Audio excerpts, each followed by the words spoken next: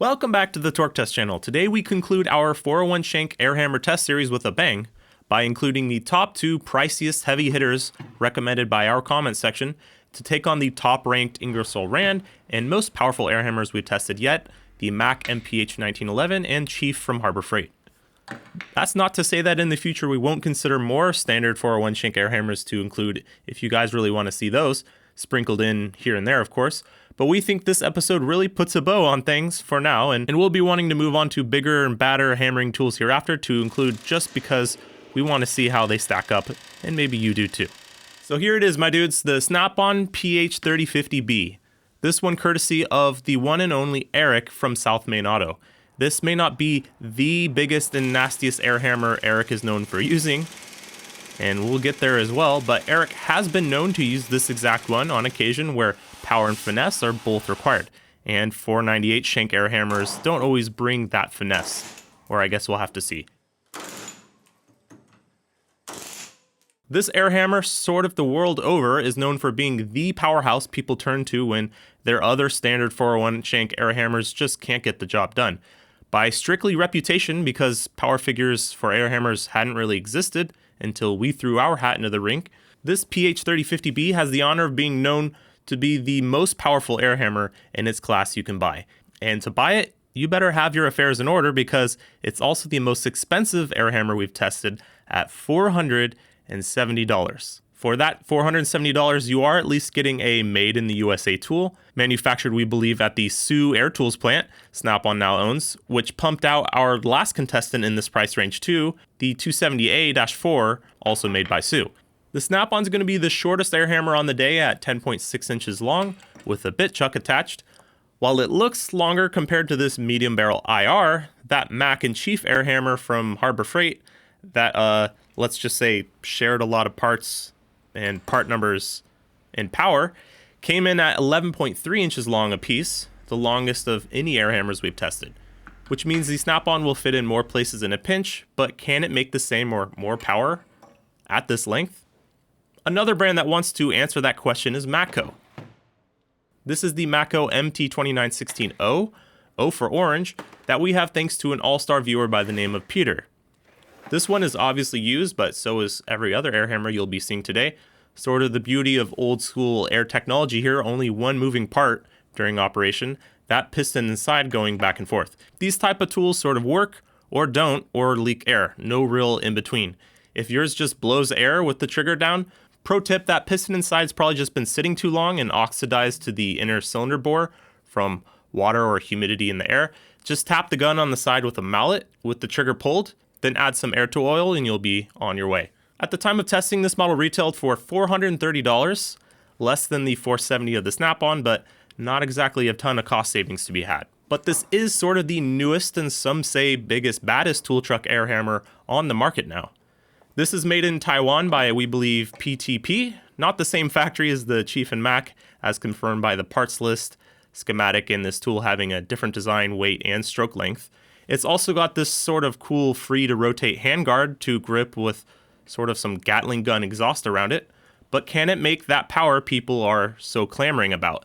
Everyone says theirs is the most powerful, so let's find out. Our first test is max power, working pressure in the gun of 90 psi while the trigger is pulled. Up first, we'll see how the Snap-on does.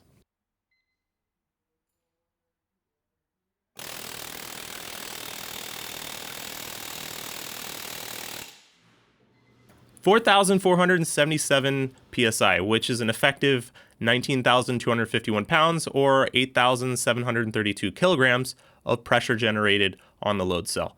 Already one of the best runs we've had on the channel, but we want to hop right into that Matco gun to see how they compare.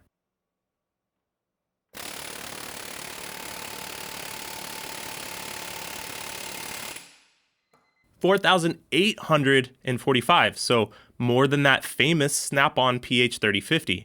Not something we were expecting to see today. It just feels a bit more violent too, but can it throttle back that violent power? Eric uses this tool when not wanting to bugger up the stuff around his intended victim, so let's see if only trigger control can rein in that power. And we're also anxious to start throwing in that Chief and Mac into the mix as well, so here's that up first. This is the Chief up against that mirror-like Mac, When we're talking just trigger control, lower is better.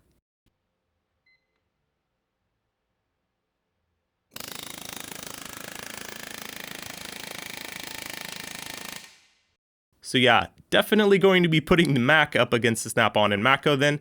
That Harbor Freight gun is only winning awards for the wrong reason when it comes to the trigger.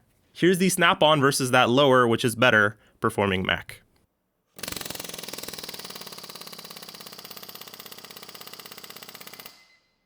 $142, miles better than that better performing Mac. Definitely falling into that sort of wife's nightstand, let's call it neck massager, sort of low range power capability, which sort of makes sense too. The last tool to achieve that status was the Sioux, also made by the same folks. Now for the Matco, trying with just the trigger to throttle those beans down to a minimum.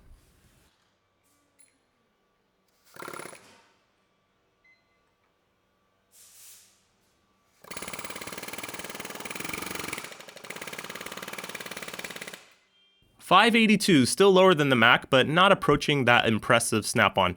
This was our best run, but as you could still hear, some struggling going on keeping that trigger into the low range window it has. Alright, enough beating around the bush, let's get into those beans. This is our last test series, best case scenario, with higher, more realistic shop line pressure that just drops to whatever the guns cause it to drop to, sort of like real life shop conditions. Up first is the Chief.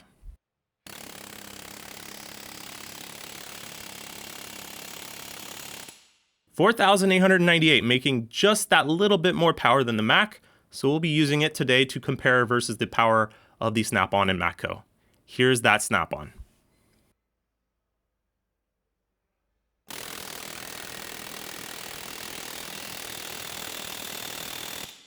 $5,233, with some serious gaps on the curve. The Snap-on went from 44.77 to 52.33, and if you watch this channel with regularity, you'll know that's seemingly no fluke for a Snap-on.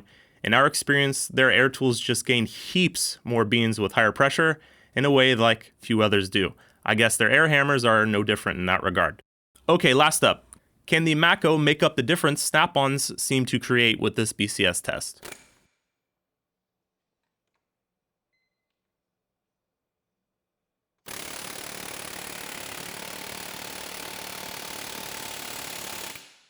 Yep. Well, just barely, 5,253, just a hair out in front of that Snap-on. We're not about to convince you that our equipment or trigger fingers are that precise though. You can still call these two a wash in this test, we believe, both of them being very impressive and taking the record on this channel in air hammer beans. But can they take the top spot away from that more affordable IR? Let's find out. Starting here below that delicious mac and cheese, and above the other Sioux, their power runs are turned into points with the BCS test weighted heaviest, since on this category, without traditional power figures at all, we are after those lofty beans after all. That's 45, 523, and 48 and 525. You can see the force they generate against the load cell in pounds here if you're curious. Then max power range, you get rewarded here for better trigger control. The bigger the difference between the minimum and max runs, using that same line pressure, only trigger modulation being the difference, the more points you get. That's 86.7 and 85.3. That Matco bringing a lot of beans in the max test, so helping to create a wider range there. Then power per inch. The shorter Snap-on gets 49.3, and the Matco gets 47.0 here. At the prices these tools go for, not going to be a big difference here. That's 4.7 points and 5.3 points. That totals though 708.7 and 710.6, putting both of these up top with the Matco slightly out ahead. Realistically, either of these tools being able to be used in place of the other power-wise, with a few bucks to be saved on the Matco's case and a better trigger control on the Snap-on. We're continually impressed with how seemingly accurate the rumor mill in our comment section is when it comes to the power of tools like these. Brands, manufacturers, heck, even us YouTubers have really let the market down by offering no real way to compare the power of these tools. I'm sure our methods are imperfect here, but certainly better than the whole lot of nada that has existed before we built this one.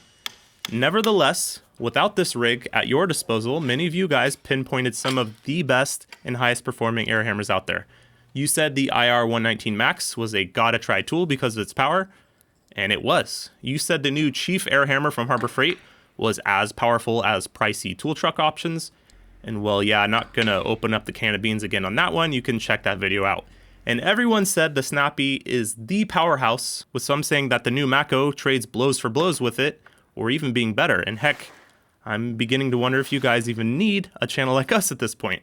Just kidding, we want to smash some more stuff up. So stay tuned as we're working on cordless SDS drills and breakers. Do they compare to air hammers in power? And if so, which ones do they compare to? Are they better? Pretty sure exactly no one knows that. And of course, even bigger air hammers on the channel, 498 shank like the CP717, big nasty, and even bigger and badder? Yes to all of those things in time. Appreciate you guys coming along with us on this one. Click like because YouTube, and thanks as always for watching.